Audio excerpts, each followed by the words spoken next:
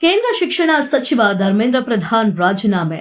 Net UG ಪರೀಕ್ಷಾ ಅಕ್ರಮ ಹಾಗೂ ಪ್ರಶ್ನೆ ಪತ್ರಿಕೆ ಸೋರಿಕೆ ಪ್ರಕರಣಕ್ಕೆ ಸಂಬಂಧಿಸಿದಂತೆ ದೆಹಲಿಯ ಜಂತರ್ ಮಂತರ್ನಲ್ಲಿ ವಿದ್ಯಾರ್ಥಿಗಳು ನಡೆಸುತ್ತಿದ್ದ ಬೃಹತ್ ಪ್ರತಿಭಟನೆ ಕೊನೆಗೂ ಮಣಿದಿರುವ ಕೇಂದ್ರ ಶಿಕ್ಷಣ ಸಚಿವ ಧರ್ಮೇಂದ್ರ ಪ್ರಧಾನ್ ಶನಿವಾರ ತಮ್ಮ ಹುದ್ದೆಗೆ ರಾಜೀನಾಮೆ ನೀಡುವುದಾಗಿ ಅಧಿಕೃತವಾಗಿ ಘೋಷಿಸಿದ್ದಾರೆ. ತಮ್ಮ ರಾಜೀನಾಮೆಯನ್ನು ದೇಶದ ಪ್ರಧಾನಮಂತ್ರಿ ನರೇಂದ್ರ ಮೋದಿ ಅವರಿಗೆ ಸಲ್ಲಿಸಿರುವುದಾಗಿ ಅವರು ತಿಳಿಸಿದ್ದಾರೆ. ರಾಜೀನಾಮೆಗೆ ಪ್ರಧಾನ್ ನೀಡಿದ ಪ್ರಮುಖ ಕಾರಣಗಳು ಹೀಗಿವೆ. ವಿದ್ಯಾರ್ಥಿಗಳ ಭವಿಷ್ಯದ ರಕ್ಷಣೆ, ದೇಶದ ಕೋಟ್ಯಾಂತರ ವಿದ್ಯಾರ್ಥಿಗಳ ಹಿತಾಸಕ್ತಿ ಹಾಗೂ ಅವರ ಭವಿಷ್ಯವನ್ನು ಕಾಯುವುದು ಮತ್ತು ಪರೀಕ್ಷಾ ವ್ಯವಸ್ಥೆಯ ಮೇಲಿನ ನಂಬಿಕೆಯನ್ನು ಮರುಸ್ಥಾಪಿಸುವುದು ಪ್ರಸ್ತುತ ಅತ್ಯಂತ ಮುಖ್ಯವಾಗಿದೆ ಎಂದು ಅವರು ತಿಳಿಸಿದ್ದಾರೆ. ದೇಶ ವಿರೋಧಿ ಶಕ್ತಿಗಳ ದುರ್ಬಳಕೆ ತಡೆ.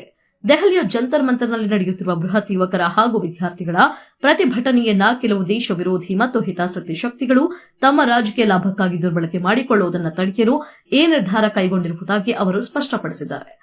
ವರದಿಯ ಹಿನ್ನೆಲೆ ನೋಡೋದಾದ್ರೆ, ರಾಷ್ಟ್ರೀಯ ಪರೀಕ್ಷಾ ಸಂಸ್ಥೆ ನಡೆಸಿದ್ದ ನೀಟ್ ಪರೀಕ್ಷೆಯಲ್ಲಿನ ಲೋಪದೋಷಗಳು ಹಾಗೂ ಪೇಪರ್ ಲೀಕ್ ಸೌಂಡಿನಿಂದಾಗಿ ವಿದ್ಯಾರ್ಥಿ ಸಂಘಟನೆಗಳು ಹಾಗೂ ವಿಪಕ್ಷಗಳು ಸಚಿವರ ರಾಜೀನಾಮೆಗೆ ಪಟ್ಟು ಹಿಡಿದು ನಿರಂತರವಾಗಿ ಪ್ರತಿಭಟನೆ ನಡೆಸುತ್ತಿದ್ವು.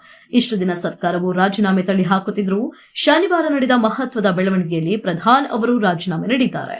ಈ ಪ್ರಕರಣವನ್ನು ಈಗಾಗಲೇ ಸಿಬಿಐ ತನಿಖೆಗೆ ವಹಿಸಲಾಗಿದ್ದು, ವಿದ್ಯಾರ್ಥಿಗಳು ಯಾವುದೇ ಕಾರಣಕ್ಕೂ ಧೈರ್ಯಗೆಡದೆ ತಮ್ಮ ಶಿಕ್ಷಣ ಮತ್ತು ಭವಿಷ್ಯದ ಕಡೆ ಗಮನ ಹರಿಸಬೇಕು ಎಂದು ಅವರು ತಮ್ಮ ಹೇಳಿಕೆಯಲ್ಲಿ ವಿನಂತಿಸಿದ್ದಾರೆ.